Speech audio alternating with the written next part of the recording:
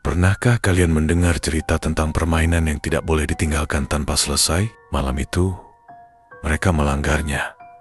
Dan teror itu dimulai. Dika menyalakan senter ponselnya, mengarahkan cahaya ke lorong sempit rumah tua itu. Dinding-dindingnya berlapis debu tebal dengan cat yang mengelupas di sana-sini. Udara terasa lembab, berbau seperti kayu lapuk yang tak tersentuh selama puluhan tahun. Setiap langkah mereka memecahkan keheningan malam dengan suara kayu berderit di bawah kaki. "Lia, kamu yakin mau lanjut? Ini tempatnya serem banget," bisik Dika. Meski dia sendiri lebih terdengar seperti menantang daripada takut. Lia, di belakangnya, hanya mendengus. "Ini cuma rumah tua, Dika. Jangan paranoid. Ayo, kita cari tempat yang cocok buat main." Suaranya terdengar tegar, tapi gerakan tangannya sedikit gemetar saat menyeka debu dari meja kayu di dekatnya. Rumah itu adalah peninggalan kakek Dika, yang katanya dulunya kolektor barang antik. Di ruang utama, perabotan tua berjajar rapi, seperti patung kayu kecil dengan wajah aneh dan lemari kaca penuh porselen yang tampak seperti mengawasi mereka. Lilin yang baru dinyalakan di tengah ruangan memantulkan bayang-bayang ke dinding, menciptakan bentuk samar yang seolah bergerak. "Lihat tuh, keren kan?" Dika menunjuk patung kayu kecil yang tampak seperti manusia, tapi dengan kepala terlalu besar. "Mungkin kakekku dulu juga main beginian?" Lia menatapnya tajam. "Dika, jangan bercanda. Kita cuma main sebentar, terus pulang. Jangan macem-macem."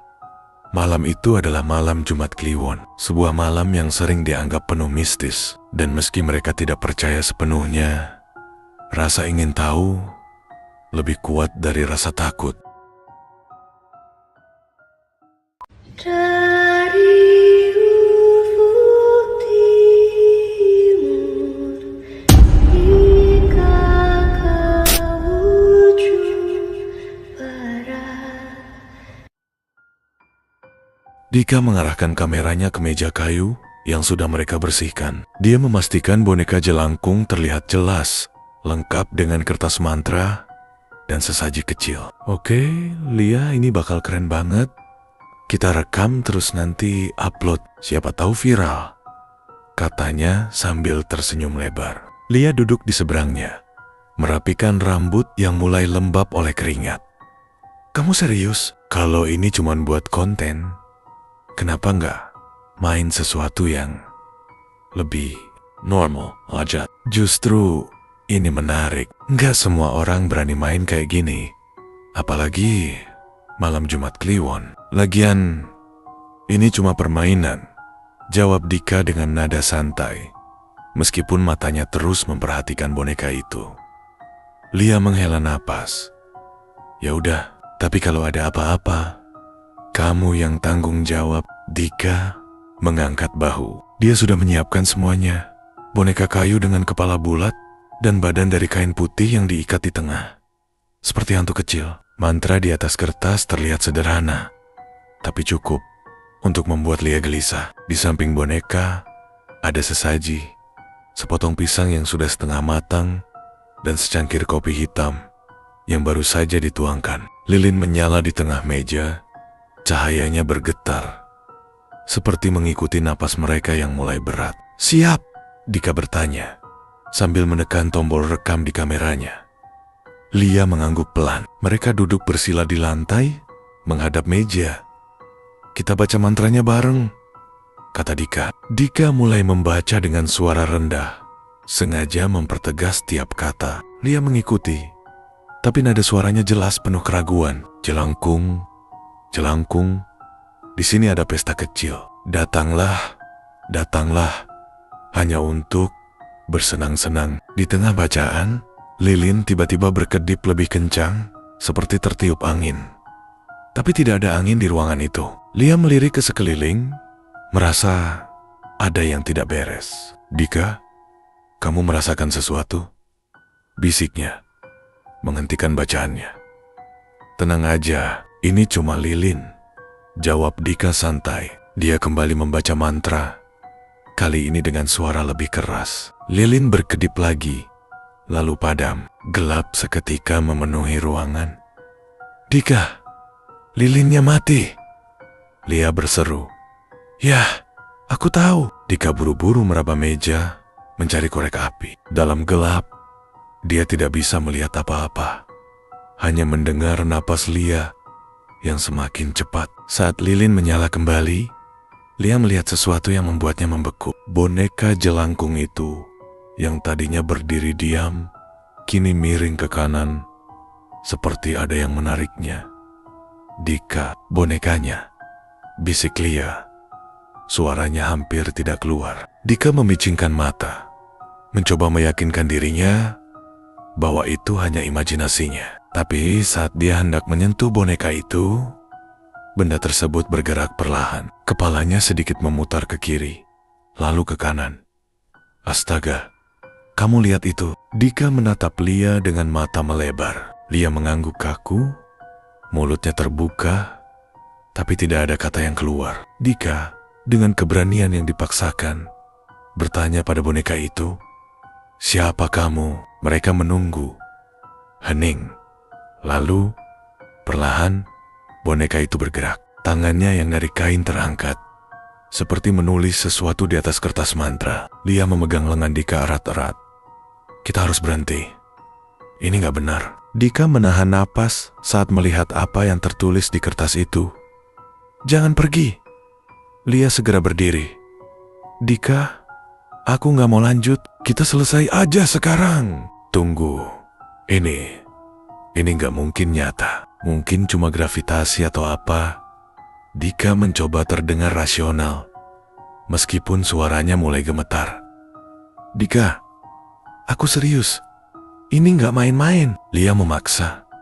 Suaranya hampir menangis. Tiba-tiba, boneka itu jatuh dari meja dengan suara keras. Kopi tumpah ke lantai. Lilin hampir terbalik. Lia menjerit kecil dan mundur ke belakang. Dika menutup kamera dengan tangan gemetar. "Oke, kita berhenti. Aku gak mau lagi." Dia mengambil boneka itu dengan cepat, membungkusnya dengan kain, lalu melemparkannya ke sudut ruangan. "Udah, selesai. Tapi kita belum nutup permainannya," bisik Lia. "Mana ada nutup-nutup. Ini cuma permainan bodoh," teriak Dika, berusaha menutupi rasa takutnya. Tanpa berkata apa-apa lagi, mereka meninggalkan rumah itu dengan tergesa-gesa. Pintu kayu tua tertutup perlahan di belakang mereka, seperti ditarik oleh sesuatu. Malam itu, mereka berpikir semuanya sudah selesai. Mereka salah. Setelah malam itu, Lia dan Dika pulang ke rumah masing-masing tanpa banyak bicara. Langkah mereka cepat, kepala menunduk, berusaha melupakan suara tulang kayu yang berderit saat pintu rumah kakek Dika menutup di belakang mereka. Namun, Lia merasa ada sesuatu yang tidak beres begitu dia masuk ke kamarnya. Kamar itu terasa lebih dingin dari biasanya. Meski kipas angin mati, dia memeluk dirinya sendiri, mencoba menenangkan pikiran. "Ini cuma efek permainan," bisiknya, lebih kepada dirinya sendiri. Lia mencoba tidur lebih awal malam itu. Tapi, pikirannya terus berputar. Gambar boneka jelangkung yang bergerak, pesan, "Jangan pergi," dan suara tumpahan kopi menghantui pikirannya. Ketika dia akhirnya terlelap, mimpi buruk segera datang. Dalam kegelapan kamar mimpinya, dia berdiri di sudut, sendirian. Di depannya, sesosok bayangan besar perlahan muncul dari kegelapan. Tingginya hampir menyentuh langit-langit. Tubuhnya diselimuti bayangan pekat. Mata merah menyala di wajah yang tak berbentuk itu, menatap Lia dengan dingin. Nafasnya terdengar berat, seperti seseorang menggeram dari dalam dada. Lia terbangun dengan teriakan tertahan. Matanya membelalak, keringat dingin mengalir di wajahnya. Dia melihat ke sekeliling kamarnya, memastikan semuanya baik-baik saja. Tapi ada sesuatu yang aneh. Di sudut kamar, di mana mimpi buruknya terjadi, ada sesuatu yang tampak. Lebih gelap dari bagian lain ruangan. Lampu kamar mendadak berkedip sekali, lalu mati. Lia menahan napas, Tubuhnya gemetar. Ini cuma mimpi, gumamnya pelan. Di tempat lain, Dika juga berusaha melupakan kejadian malam itu. Dia mengunci pintu kamarnya, meletakkan kamera di meja, dan mencoba tidur. Tapi saat dia mulai terlelap, suara berat memanggilnya dari jauh. Dika. Dika membuka matanya. Jantungnya berdetak cepat. Dia yakin itu bukan suara ibunya. Sumber suara terdengar lebih dekat. Dika. Dia menoleh ke cermin di kamarnya.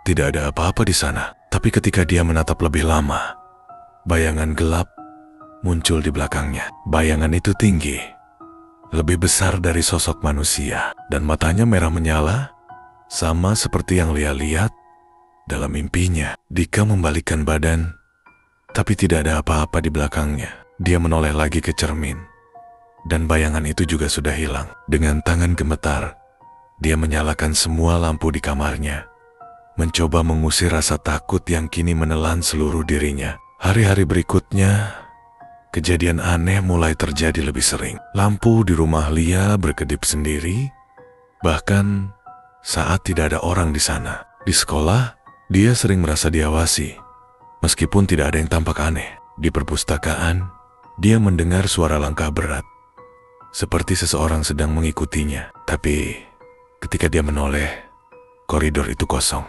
Dika juga mengalami hal serupa. Suara pintu lemari yang terbuka sendiri, langkah berat yang terdengar di tangga, dan perasaan bahwa ada sesuatu yang berdiri di belakangnya setiap kali dia sendirian.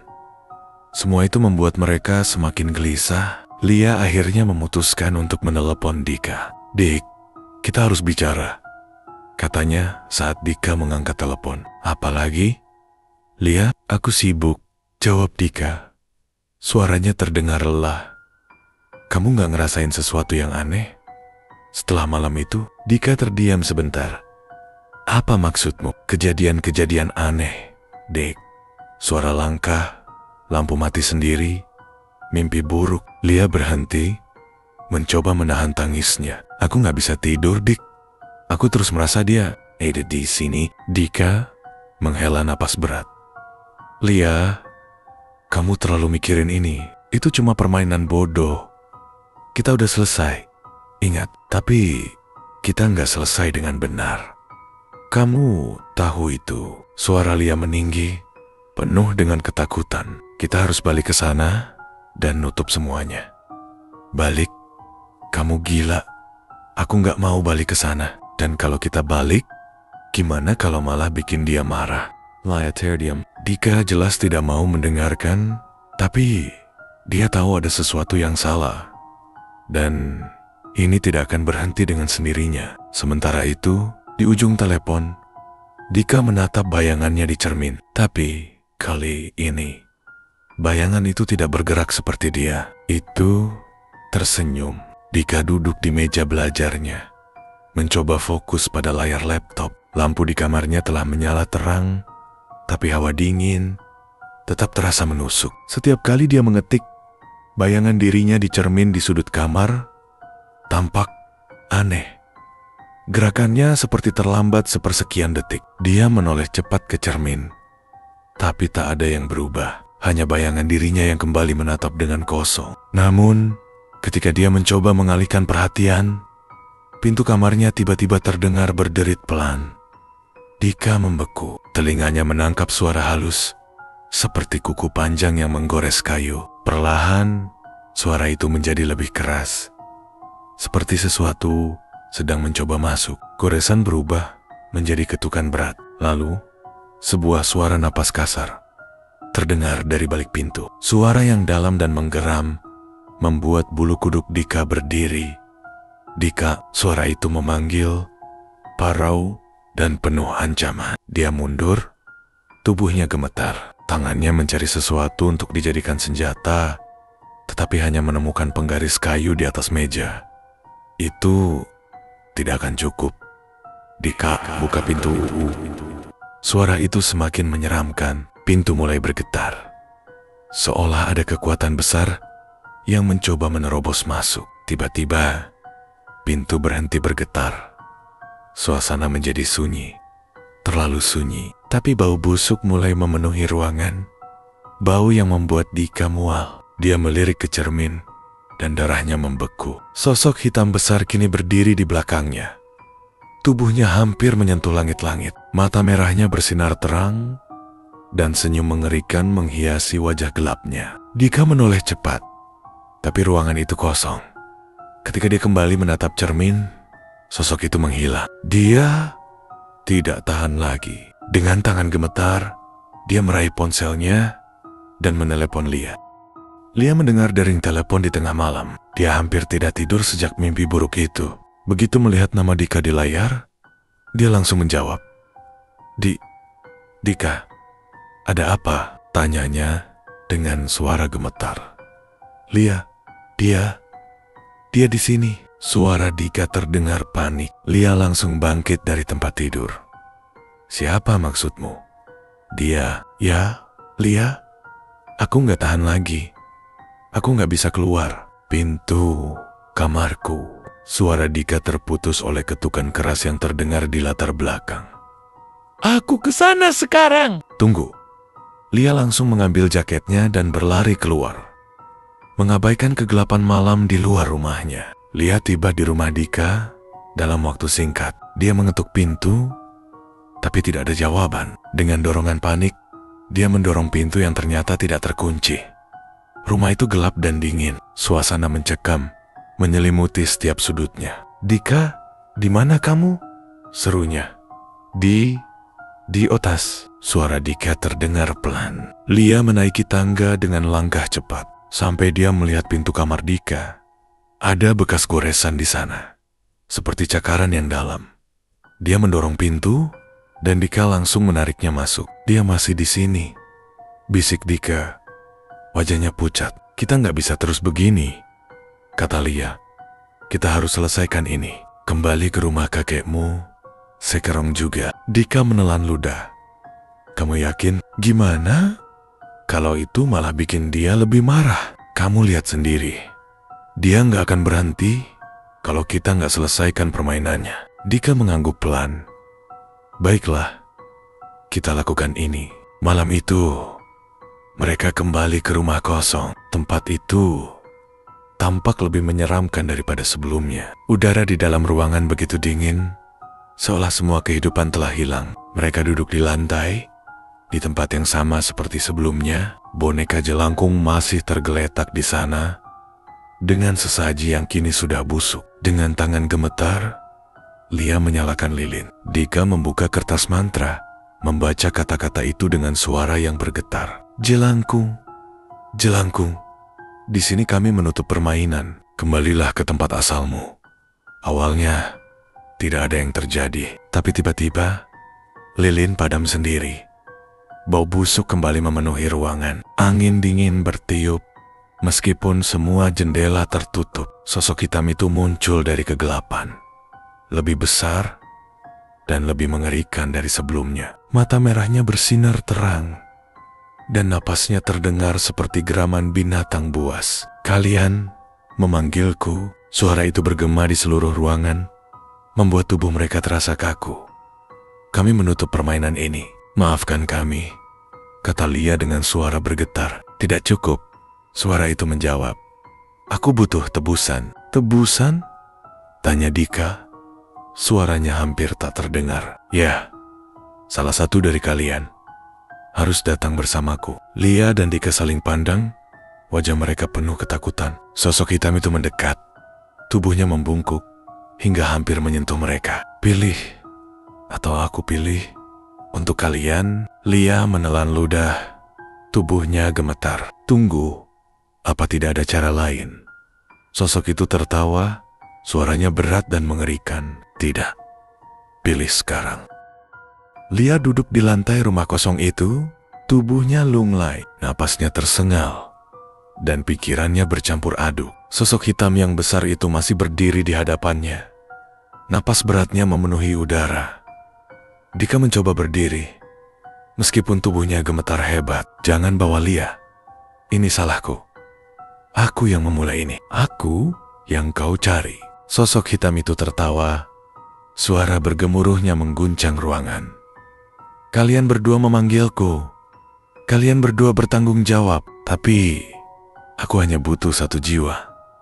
Lia menggeleng cepat. Tidak. Jangan ambil dia. Aku yang bersedia. Bawa aku saja. Dika, kamu harus hidup. Lanjutnya, air matanya mengalir deras. Kamu masih punya banyak hal yang harus dilakukan. Aku sudah siap. Dika menatap Lia dengan mata yang memerah, menggigit bibirnya keras.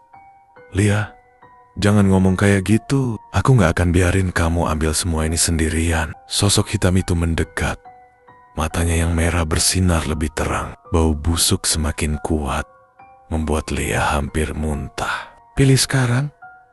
Suara berat itu bergema lagi. Atau aku pilih untuk kalian. Dalam sekejap, Dika melangkah maju, berdiri di depan Lia. Aku pilih. Aku. Tapi sebelum dia bisa mengatakan lebih banyak, Lia dengan cepat berlutut, menundukkan kepala, dan berteriak, Aku pilih aku. Ambil aku. Ruangan itu tiba bergetar. Sosok hitam itu mendekati Lia dengan tangan besar dan berbulu kasar yang terulur ke arahnya. Namun, Dika tidak tinggal diam. Dia menarik Lia ke belakang, menempatkan tubuhnya di antara Lia dan sosok hitam itu. Tidak, bawa aku saja.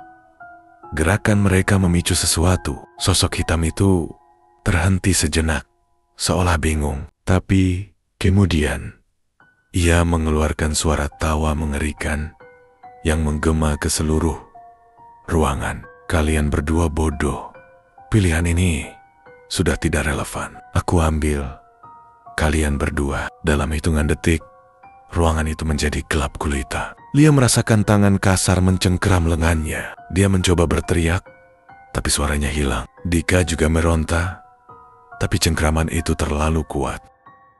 Pagi harinya, rumah kosong itu kembali sunyi. Tidak ada tanda-tanda Dika atau Lia.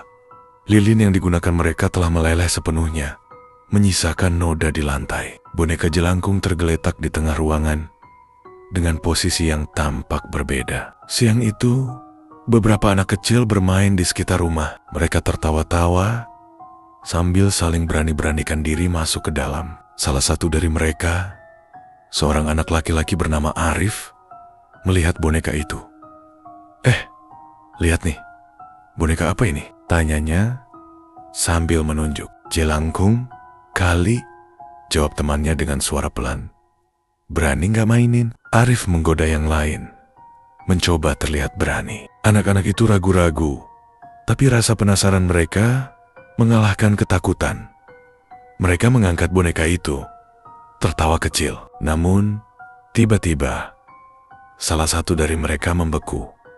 Tunggu, kalian dengar sesuatu nggak? Yang lain terdiam, mendengarkan dengan saksama. Dari dalam boneka, terdengar suara pelan, nyaris seperti bisikan.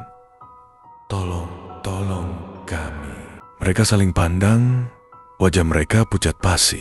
Lalu suara itu terdengar lagi, lebih jelas. Kali ini, tolong, jangan tinggalkan kami di sini. Anak-anak itu melempar boneka jelangkung dengan panik dan berlari keluar, meninggalkan rumah kosong itu dalam keheningan. Boneka itu tetap tergeletak di lantai, dan suara samar-samar terus terdengar, berulang kali memohon bantuan. Tolong kami. Dan rumah kosong itu, sekali lagi, menjadi tempat misteri yang menunggu korban berikutnya.